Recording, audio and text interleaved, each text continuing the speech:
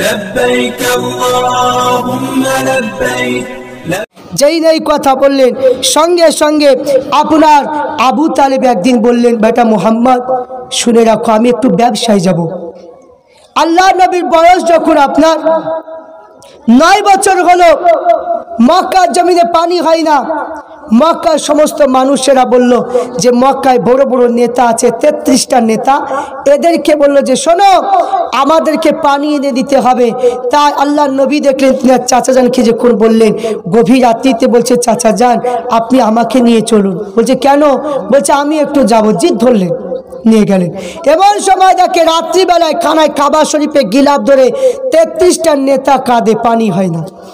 রাত কেটে যায়, দিন হয়ে যায়, দুপুর বেলা হয়ে যায়, রৌদ্রতে শরীর কেমে যায়, পানি হয় না। আল্লাহ নবী গিয়ে বলছে চাচা যান পানি হবে কিনা একটু আমাকে একটু সুযোগ যদি দেন, পানি হবে কিনা আমি একটু দেখতে পারি। তো বলো দেখো। তো বলছে আমাকে যে জায়গায় রেখেছিলেন সেই জায়গাতে কিন্তু আপনাদের সবাইকে যেতে হবে। তো বলছে এ সামান্য ছোট ছেলে, সে আবার আমাদের উপর আবার আইন জারি করে। বলছে না, যেই না কিছু কিছু মানুষ বললো যে যাব, কিছু বললো যে যাব না। কিন্তু যেই না আল্লাহ নবী বলল তোমরা সবাই যদি ওই জায়গায় যদি না যাও, আমি শিশু মোহাম্মদ জানিয়ে দিলাম কিয়ামত পর্যন্ত মক্কার জমিনে পানি হবে না। বলুন সুবহানাল্লাহ। সবাই চলে গেলেন। আল্লাহ নবী আমার যেই না দোয়া করলেন, সঙ্গে সঙ্গে আল্লাহ পাক কোথায় থেকে মেঘ এসে আপনার পানি যেন আরম্ভ হয়ে গেল। আল্লাহ নবী 10 বছর বয়স, দ্বিতীয়বার আপনার সেনা চাক হলো। আল্লাহ নবী বললেন চাচা যান আমাকে দুজন ব্যক্তি ধরে নিয়ে গিয়ে আমার সেনাটা চাক করলো। আবু তালেব বলেছিল বেটা মুহাম্মদ এই কথা কাউকে বলো না, কারণ কাউকে বললে হয়তো তোমার ক্ষতি করে দেবে। আল্লাহ নবীকে বলল বেটা মুহাম্মদ আমি একটু সিরিয়ায় ব্যবসার জন্য চলে যাব, সিরিয়ার জমিনে তোমাকে রেখে চলে যাব। আল্লাহ নবী আমার বললেন না না, আমাকে ব্যবসায় নিয়ে যেতে হবে। আল্লাহ নবীকে বললেন ও বেটা মুহাম্মদ তোমার চাচি জানের কাছে থাকবে, মক্কায় বালকেরা খেলাধুলা করে, এদের সঙ্গে তুমি থাকবে। আল্লাহ নবী বলল না না, আমি কখনো আপনাকে ছাড়া আমি থাকতে পারবো না। আল্লাহ নবী আমার সাথী হয়ে গেলেন। আবু তালেব একটা মক্কায় কাফেলা করলেন। ওই কাফেলাগুলোকে নিয়ে যখন সিরিয়ার জমিনে চলে যায়, সিরিয়ায় পৌঁছানোর আগে বসরা বলে একটা জায়গা ছিল, ওই জায়গাতে মক্কার সমস্ত কাফেলারা গিয়ে ওই বসরাতে গিয়ে একটু আরাম করতেন। সমস্ত মক্কার কাফেলারা সেখানে গিয়ে একটু আরাম করতেন। তো দেখে তার পাশে একটা গির্জা আছে, ওই গির্জার একজন পাদ্রী যার নাম ছিল বাহিরা। তিনি কোনোদিন কোনো মানুষকে কথা বলতো না, কোনো মানুষকে দেখাও করতো না, কিন্তু সে তৌরাত কিতাব পড়ে দেখেছে যে আখিরি জামানার নবী মক্কার জমিনে আগমন করবে, আর সেই সময় মক্কার জমিন থেকে একটা কাফেলা মক্কার কাফেলার সঙ্গে সিরিয়ায় ব্যবসা করতে আসবে, আর তার মাথার উপরে এক টুকরো মেঘ যেন ছায়া করবে। কিন্তু আবু তালেব যে কাফেলাটা নিয়ে গেলেন দেখতে পায় যেন মেঘ যেন ছায়া করে যেন চলে যায়। এমন সময় বাহিরা বেরিয়ে গেলেন। আবু তালেব দেখে বলল আজকে তিনি আপনাদের প্রত্যেককে দাওয়াত দিলাম, আপনারা আমাদের বাড়িতে একটু আমার এই মন্দিরে গির্জা একটু খাওয়া দাওয়া করে যাবে। তো বলো আপনি তো আমরা প্রতিদিনই প্রায় আসি ব্যবসায়, তো কোনোদিন তো আপনাকে দাওয়াত দিতে দেখিনি, কোনোদিন আপনাকেও দেখিনি, আজ হঠাৎ করে আপনি দাওয়াত দিচ্ছেন। তো বলছে না আজকে আপনারা সবাই আমার কাছে যাবেন। আল্লাহ নবীকে রেখে দিলেন, এরা সবাই চলে গেল। খোঁজাখুঁজি করে আল্লাহ নবীকে দেখতে পায় না। আবু তালেবকে বলেছিল যে আপনাদের কেউ কি আছে নাকি? তো আল্লাহ নবীকে নিয়ে গেলেন। যেই না বাহিরা পিছন দিকে তাকিয়ে দেখে আল্লাহ নবীর নবুয়তের চিহ্ন। আবু তালেবকে বলল এটা আপনার কে হয়? তো বলছে এটা আমার কলিজার টুকরা ছেলে। বলছে না, এটা আপনার ছেলে কখনো হতে পারে না, কারণ তার মায়ের নাম হবে আমিনা, তার পিতার নাম হবে আব্দুল্লাহ, এরা মারা গিয়েছে। তো বলছে এটা আমার ভাতিজা, ভাইপো হয়। তো বলছে আমি আপনাকে বলছি এখান থেকে আপনি আর সিরিয়ায় যাবেন না, গেলে হয়তো ইহুদিরা মেরে দেবে। আল্লাহ নবী বিশ্ব নবীকে মেরে দেবে, নিয়ে যাওয়া হবে না। এই কথা শুনে সেখানেই তিনি ব্যবসার সমস্ত মালগুলো বিক্রি করে দিয়ে আল্লাহ নবীকে নিয়ে চলে আসলেন। আল্লাহ নবীকে একদিন বললেন আল্লাহ নবীকে জানিয়ে দিলেন, ও বেটা মুহাম্মদ শুনে রেখে দাও, জেনে রেখে দাও, ও বাবা মুহাম্মদ, আমি মক্কা যদি নেতা যদি হই, কিন্তু আমি অত্যন্ত গরিব মানুষ, কিন্তু তুমি যদি কোনো একটা কাজকর্ম যদি করতে, তাহলে তোমার বড় উপকার হয়ে যেত। যে টাকাগুলো পেতে তোমার যখন বিয়ে শাদী যখন হবে, ওই টাকাটায় তোমার মহুরানা আদায় হয়ে যাবে। ও যুবকেরা, মক্কা জমিনে একজন ধনী ব্যক্তি ছিল, যার নাম ছিল খালিদ। এই খালিদের একটা মাত্র মেয়ে ছিল, যার নাম ছিল খাদিজা। ও ভাইজানেরা, এই খাদিজা তিনবার বিয়ে করেছিল, তিনবার স্বামী হারালেন। খাদিজা চিন্তা করলো, আমি আর বিয়ে করব না। ওই তিনটি স্বামীর সম্পত্তি পেলেন। খালিদ যখন আপনার বয়স হয়ে গেল, ও বলেছিল, মা খাদিজা, আজকে দিনে আমি আমার সম্পত্তি তোমার হাতে তুলে দিলাম। আজ থেকে ব্যবসা বাণিজ্য সব কিছু তুমি দেখবে। আল্লাহ নবী যখন যুবক হয়ে গেল, আল্লাহ নবী এতিম থেকে মহব্বত করতেন, আল্লাহ নবী এতিম থেকে ভালোবাসতেন। কোন বয়স্ক মানুষ যখন যাতায়াতে যখন জব পিসতেন, আল্লাহ নবী তার পাশে বসে সহযোগিতা করতেন। এই জন্য মক্কা মানুষেরা আল্লাহ নবীর ব্যবহার দেখে তারা সবাই আল আমিন লকাবটা দিয়েছিল। বলুন সুবহানাল্লাহ। ও যুবকেরা, আল্লাহ নবী বিশ্ব নবী আমার যেই না চলে গেলেন, খাদিজাতুল কুবরা বাড়ি চলে গেলেন। আম্মা জান খাদিজাতুল কুবরা আল্লাহ নবী দিকে তাকালেন। আল্লাহ নবী দিকে তাকিয়ে তিনি আবু তালেবকে কিছুই বললেন না, আল্লাহ নবীকে নিয়ে নিলেন। এমন সময় খাদিজাতুল কুবরা তিনি তাওরাত কিতাব পড়ে দেখেছেন যে আখিরি জামানা নবী তিনার এত সম্মান আল্লাহ দিয়েছে, আকাশে মেঘ যেন ছায়া করবে আর গাছপালা আল্লাহ নবীকে সালাম দিবে। আম্মা জান খাদিজা একদিন ছাদের উপরে তিনি যেন দাঁড়িয়ে, আল্লাহ নবী আমার যেই না খাদিজার বাড়ি পাশ দিয়ে যেন বকরিগুলো যেন নিয়ে চলে যাচ্ছে, তার বাড়িতেও বকরি চড়াতে গিয়েছিলেন। এবং সেই খাদিজা দেখতে পায় যেন জঙ্গলে গাছপালা যেন আল্লাহ নবীকে সালাম দিচ্ছে। বলুন সুবহানাল্লাহ। আল্লাহ নবীকে নিয়ে খাদিজা ব্যবসার জন্য পাঠালেন শাম দেশে। এই খাদিজার একটা গোলাম ছিল, যার নাম ছিল মাইসারা। এই মাইসারাকে সমস্ত টাকাগুলো দিয়ে বুঝিয়ে দিলেন। যেই না টাকাগুলো দিয়ে বুঝিয়ে দেওয়া হলো, কিন্তু আল্লাহ নবীকে নিয়ে চলে গেলেন। আবু সুফিয়ান সেও একটা কাফেলা করলো। তো এই আবু সুফিয়ান বলছে যে খাদিজা মোহাম্মদকে ব্যবসায় পাঠাচ্ছে, নতুন মানুষ, এই ব্যবসায় লস হয়ে যাবে, কারণ তো ব্যবসায় কিছুই জানে না।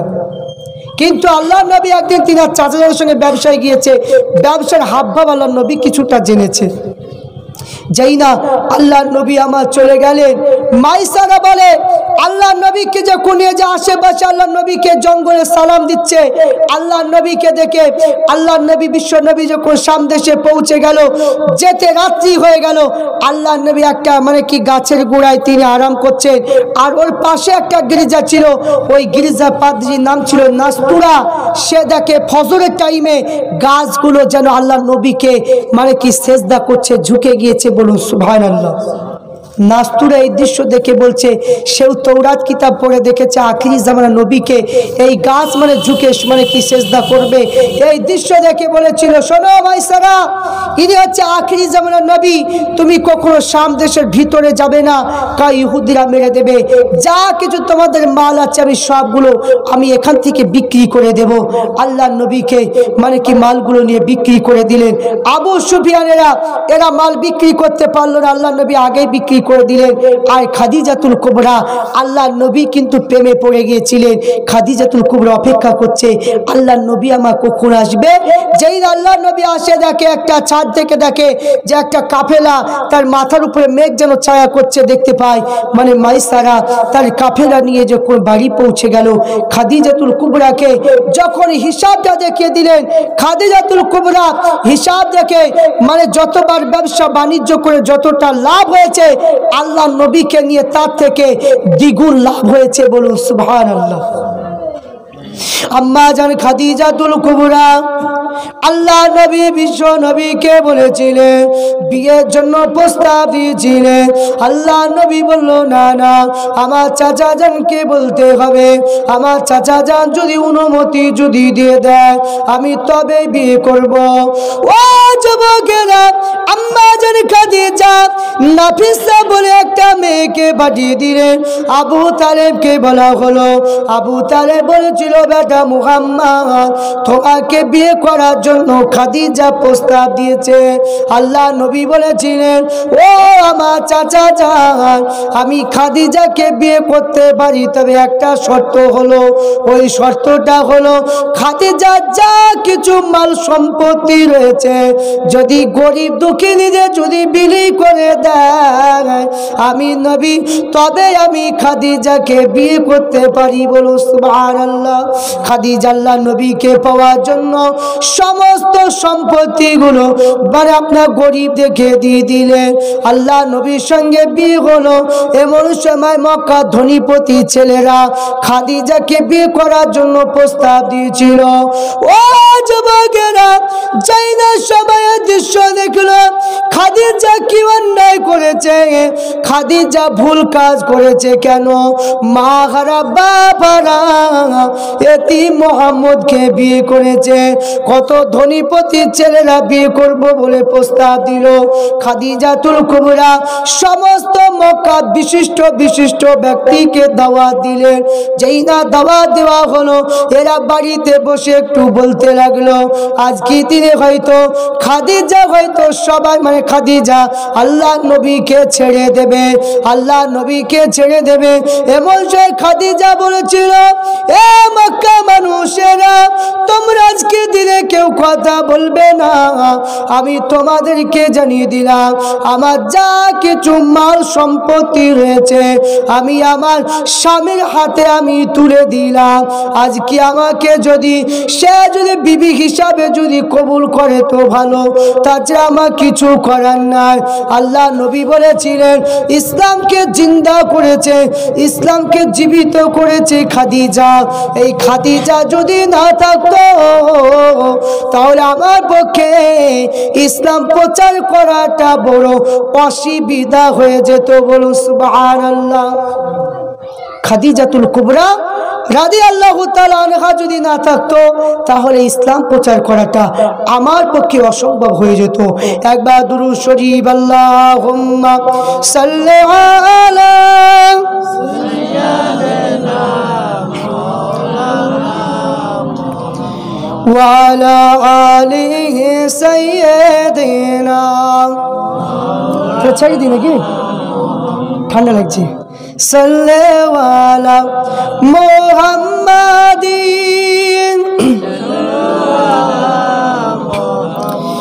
ওরে নবীর প্রেমিকেরা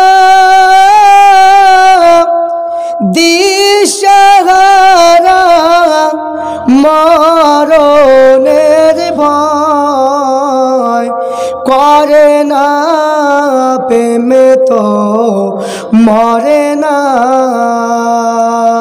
ওরে নবীর প্রেমিকেরা দিশাহারা মরণের ভয় করে না, প্রেমে তো মরে না। প্রেম করেছেন আইয়ুব নবী, তার প্রেমেতে রহিমা বিবি গো। ওরে 18 সাল কিটে খাইলো তব রহিমা, প্রেম ছাড়ে না, প্রেমে তো মরে না। প্রেম করেছেন ইব্রাহিম নবী, নমরুদের আগুনে দিয়েছে ফেলে গো। ওরে আগুন হইল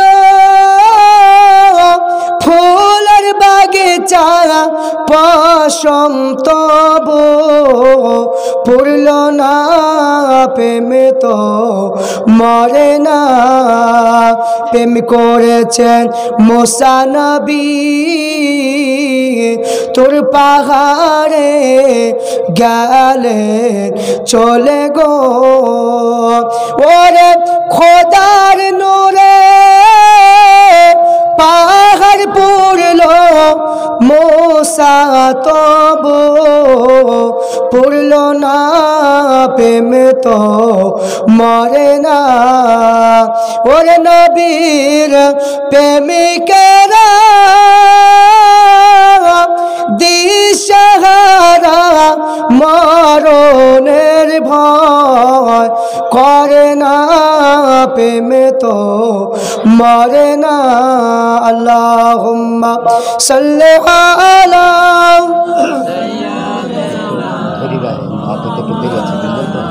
আপনার ভোট ছিল হয়ে গেলে বলবেন আচ্ছা ঠিক আছে ওয়ালা আলি সাইয়্যিদিনা সাল্লি আলা মুহাম্মাদিন খুশবু খুশবু मीठा मीठा दयार नबीजिर नाम रोजा फुलेर बागान खुशबू खुशबू मीठा मीठा दयार नबीजिर नाम रोजा फुलेर बागान कंचननगर गीरामे कतई ना धूमधाम रोजा फुलेर बागान अल्लाह अल्लाह नूर तजल्ला चमकाई मस्जिदेर भीतरे कंचननगर गीरामे खुशबू खुशबू मीठा मीठा दयार नबीजिर नाम रोजा फुलेर बागान अल्लाहुम्मा सल्ली आला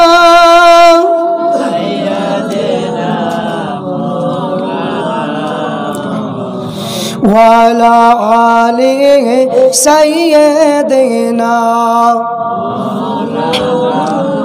सल्ले वाला मुहम्मदीन আমার সোনা মানিকেরা আম্মা জান খাদিজাতুল কুবরা রাদিয়াল্লাহু তাআলা আনহা আল্লাহর নবীকে বিয়ে করলেন আল্লাহর নবী যখন 35 বছর বয়স এমন সময় মক্কার জমিনে খানায় কাবা শরীফ মেঘের পানিতে আপনার ঘরটা যেন ইটগুলো যেন ভেঙে গিয়েছে এলোমেলো হয়ে গিয়েছে তো মক্কার নেতারা এরা যুক্তি করলো যে খানায় কাবা শরীফকে ভেঙে আমরা আবার নতুনভাবে তৈরি করব। তাই খানায় কাবা শরীফে একটা পাথর আছে যার নাম ছিল হাজারে আসওয়াদ একটা পাথর যেই না খানায় কাবা শরীফ ভাঙলেন নতুনভাবে তৈরি করা হলো সমস্ত গোত্রের নেতারা পরিকল্পনা করলো যে এই পাথরটা কোন জায়গায় লাগাবো কেউ মীমাংসা করতে পারে না তো একটা বৃদ্ধ মানুষ বলল শোনো আজকের দিনে যদি ফজরের টাইমে যদি এই খানায় কাবা শরীফে যে ব্যক্তি প্রথম আসবে ওই ব্যক্তি এটা মীমাংসা করে দেবে তো আল্লাহর নবী সর্বপ্রথম তিনি খানায় কাবা শরীফে গেলেন যেই না খানায় কাবা শরীফে গেলেন আল্লাহর নবীকে নিলেন সমস্ত গোত্রের মানুষরা সব হাজির হয়ে গেল আল্লাহর নবী তাদের নেতাগুলোকে নিয়ে চাদরের ভিতরে হাতটা দিয়ে হাজারে আসওয়াদ পাথরটা দেখিয়ে দিলেন সেই জায়গাতে লাগিয়ে দিলে বলো সুবহানাল্লাহ আল্লাহর নবী বিশ্ব নবী আবার সংসার জীবন করলেন সংসার জীবন করার পরে আল্লাহ নবী চারটি মানে কি কন্যা হলো হযরত খাদিজার কাছ থেকে একজনের নাম হলো জৈনব দ্বিতীয় রকিয়া কুলসুম এবং ফাতিমা আর দুটো ছেলে হয়েছিল একজনের নাম হলো আবু তাহের একজনের নাম হচ্ছে তুরাব খাদিজার কাছ থেকে হয়েছিল তো খাদিজাতুল কুবরা দেখে আল্লাহ নবী বিশ্ব নবী তিনি যেন গাড়ে হীরায় বসে আল্লাহর ইবাদত করছেন আল্লাহ নবী বিশ্ব নবী আমার ঘরে গিরায় চলে গেলেন আল্লাহ নবী আমার আল্লাহ পাকের ইবাদতে মশগুল, আল্লাহর ইবাদতে মশগুল হয়ে আছে। আল্লাহ নবীর কাছে পানি নাই, আল্লাহ নবীর কাছে খুরমা নাই, আল্লাহ নবীর কাছে পানি শেষ হয়ে গিয়েছে, খুরমা শেষ হয়ে গিয়েছে।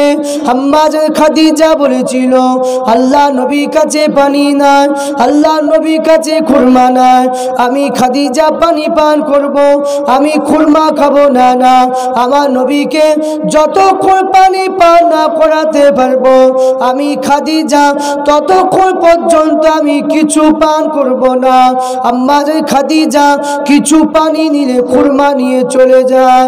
ও যুবকেরা, যে গাড়ি ঘেরাটা জাবালে সুর নামক পাহাড়, ওই পাহাড়টা ছিল 2500 ফুট উঁচু, ওই পাহাড়টা ছিল আঙ্গুলের মতো খাড়া।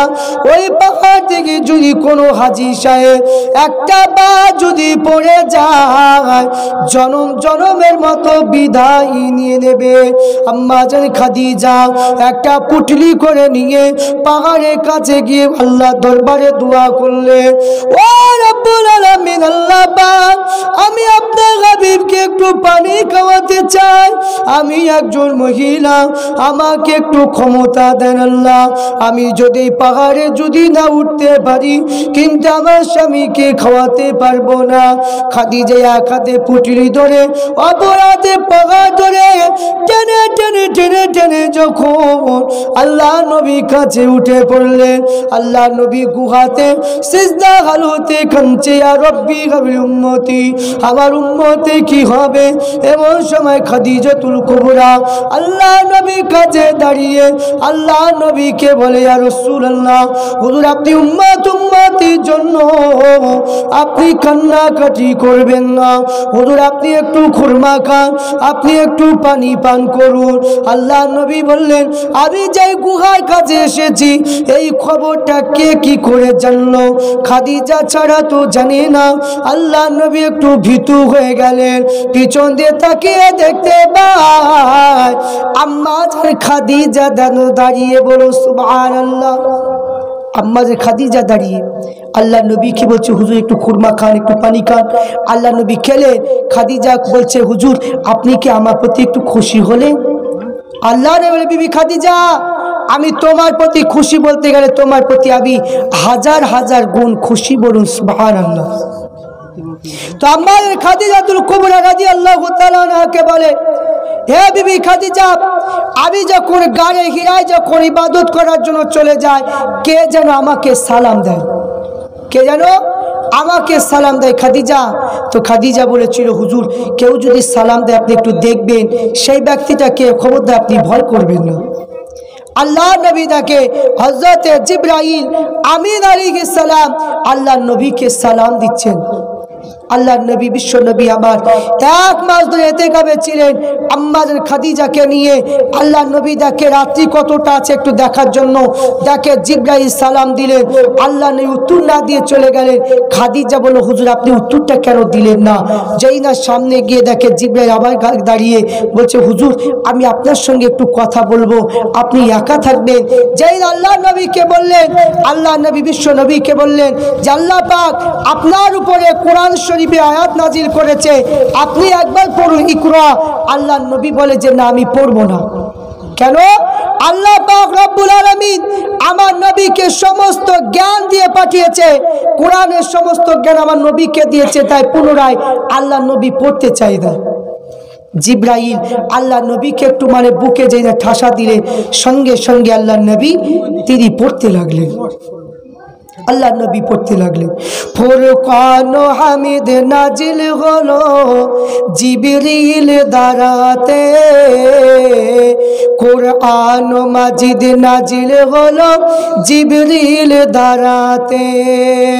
গারে গিরায় বসে আছে, গারে গিরায় বসে আছে দয়ার নবী যে, ফুরকান হামিদ নাজিল হলো জিবরিল দ্বারাতে। ইকরা বলে জিবরিল আমিন নবীজিকে দেন পড়ার তালিম। নবী বলে উম্মে আমিন আমি পড়ব না। ফুরকান হামিদ নাজিল হলো জিবরিল দ্বারাতে।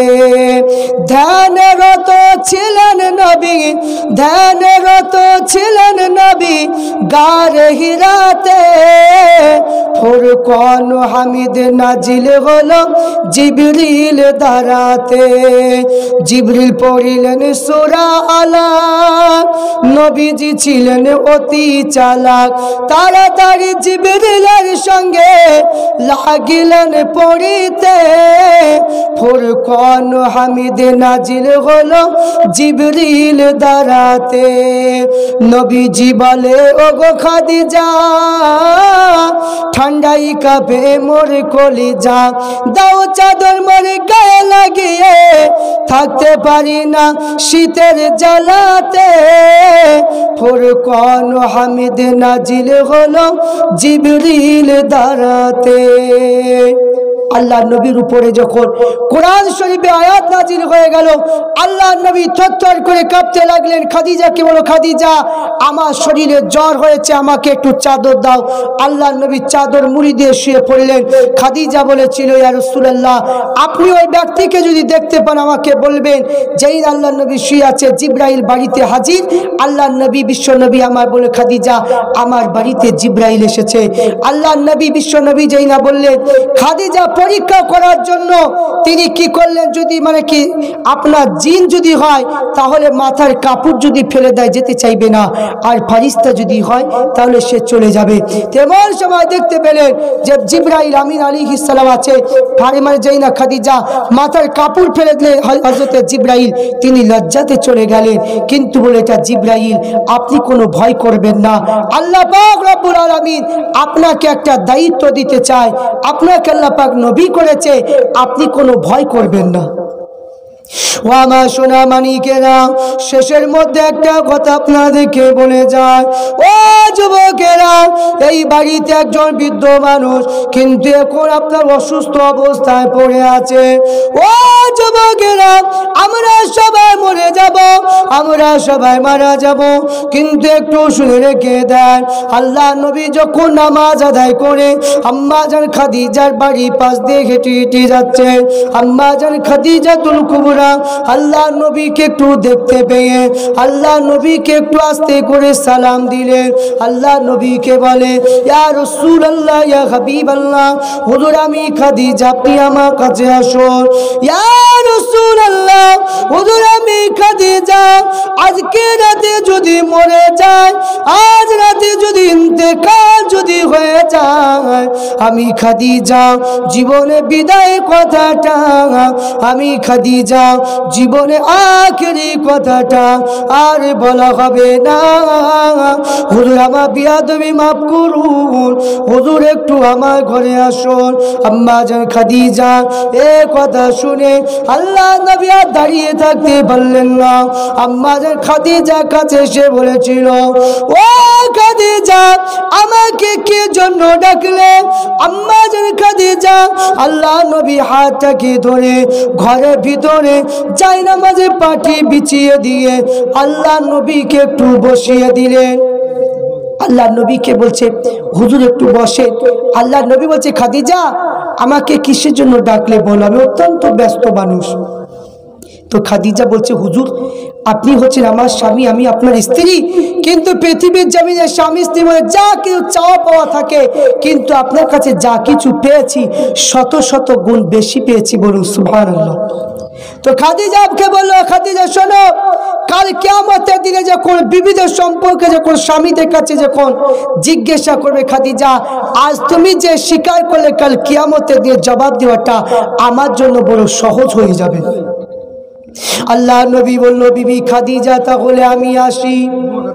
আম্মা জান খাদিজা বলল, না না ইয়া রাসূলুল্লাহ, আমি খাদিজা জীবনে বিদায় দাবি, আমি খাদিজা জীবনে আখেরি দাবি, আমি খাদিজা যদি মরে যাব আমি খাদিজা যেদিন মারা যাব হুজুর ওই দিনে পৃথিবীর কোনো কাপড় দিয়ে যেন আমার কাফনে কাপড় করবেন না।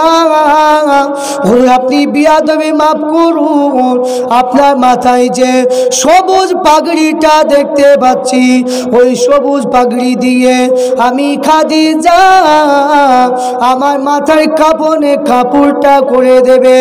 ইয়া রাসূলুল্লাহ, হুজুর আপনি কি আমার দাবিটা মেনে নিলেন? আপনি কি আমার প্রস্তাবটা মেনে নিলেন? আল্লাহ নবী বলেছিল, ও বিবি খাদিজা, আমি তোমার দাবিটা মানতে পারলাম না খাদিজা। কেন না? আমার মাথায় একটা পাগড়ি দিয়ে তোমার কাফনে কাপড় তো হবে না, আমার মাথায় একটা পাগড়ি দিয়ে তোমার কাফনে কাপড় তো খুলাবে না। ও বিবি খাদিজা, আমার মাথার একটা পাগড়ি দিয়ে তোমার কাফনে কাপড় তো খুলাবে না। আম্মা জান খাদিজা কাঁদতে কাঁদতে জবাব দিল, ইয়া রাসূলুল্লাহ, ইয়া হাবিবাল্লাহ, হুজুর আপনার মাথায় একটা পাগড়ি না, হুজুর আপনার মাথাটা ছিঁড়া পাগড়ি।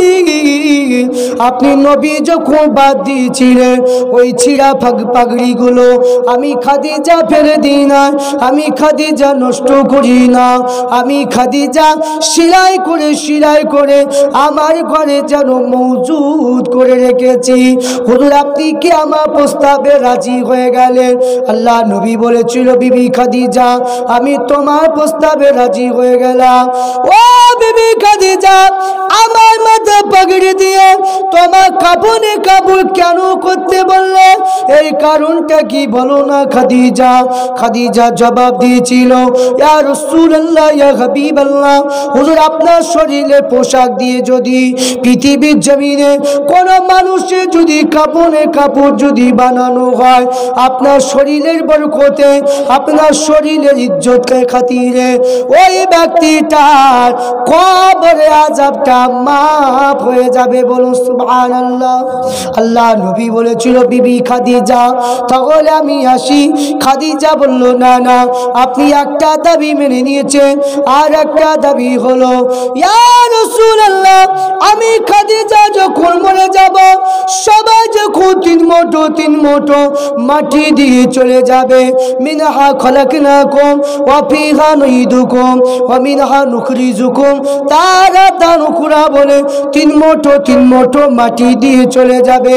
হুজুর আপনি আমার কবর ফেলে দিয়ে চলে যাবেন না, আপনি আমার কবরের পাশে একটু দাঁড়িয়ে যাবেন।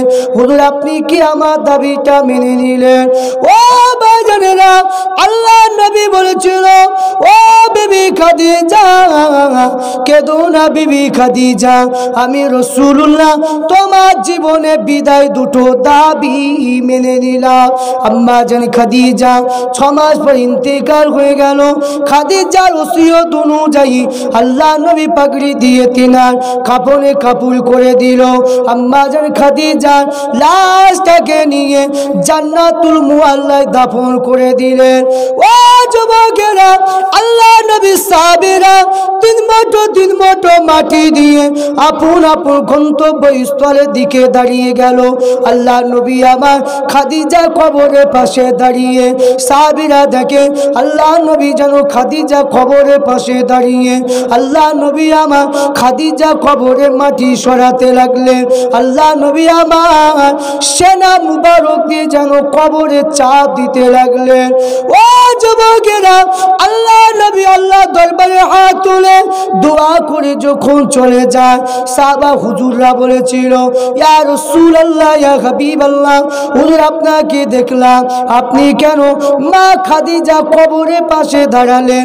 আপনি কেন মা খাদিজার কবরে মাটিগুলো সরাতে লাগলেন?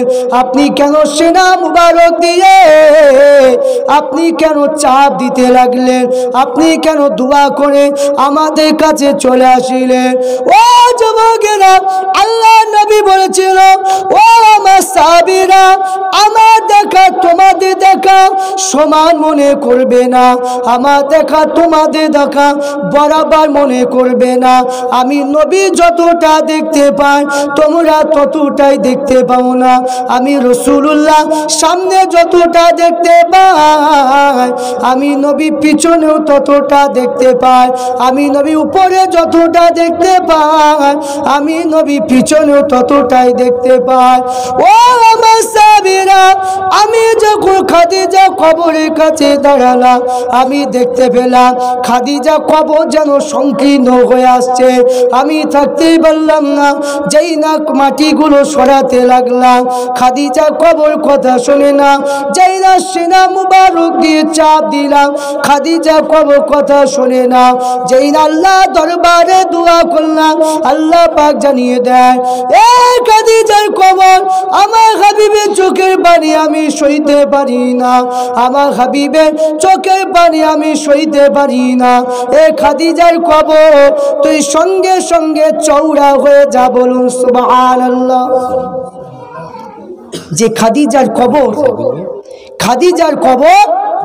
সংকীর্ণ হয়ে আসছে, কিন্তু এখানে যে আপনাদের আলোচনা করলাম, এবার আপনারা যদি বলেন যে খাদিজা একটা জান্নাতি মানুষ, তার কবরে যদি আযাব হয় তাহলে আমাদের তো হবে, কিন্তু এটা এরকম কথা হবে না। এটা হচ্ছে আপনার খাদিজা কবরটা সংকীর্ণ হয় সেই ঘটনাটার দিক দিয়ে আমাদেরকে বোঝাতে চেয়েছে যে আমরা যদি ইবাদত বন্দেগী যদি না করি, আমাদের যখন কবরে রাখা হবে ডান দিকের মাটি বাম দিকে, বাম দিকের মাটি ডান দিকে চাপ দিবে। এই মানে কি কথাটা তুলে ধরেছে, কারণ খাদিজা হলো জান্নাতি মানুষ, জান্নাতি মানুষের কবরে আযাব কোনোদিনই হবে না। এই মানে ঘটনাটা দেওয়ার কারণ হলো আমাদেরকে শিক্ষা দিল। তো আমার বাবাজন ভাইরা, আমি আপনাদের সম্মুখে আলোচনাটা করছি এটাই যে এই বাড়িতে একটা মানুষ এখন অসুস্থ হয়ে আছে, কিন্তু এই যে একটা সময়, এই সময়টা হলো সব বাড়ির কপালে আসবে, এই সময়টা হচ্ছে সবচেয়ে কঠিন সময়। মানুষ বিছানাগত হয়ে গেলে পেশাব পায়খানা ফিরবে, এইগুলো পরিষ্কার করা মানুষের কষ্ট হবে, কিন্তু মানুষ মানে যখনই পড়ে থাকবে তার গুরুত্ব থাকে না, তাকে মানে দেখতে পারে না, কিন্তু আমরাও তো এইরকম অবস্থায় আমাদেরও হবে। তো আমার বাবাজন ভাইরা, তাই জান্নাতে যেতে গেলে আল্লাহর নবী বলেছে পিতামাতার মানে কি সম্মান করবে, পিতামাতাকে ভালোবাসবে, কারণ তোমার পিতামাতার হলো জান্নাতের চাবিকাঠি।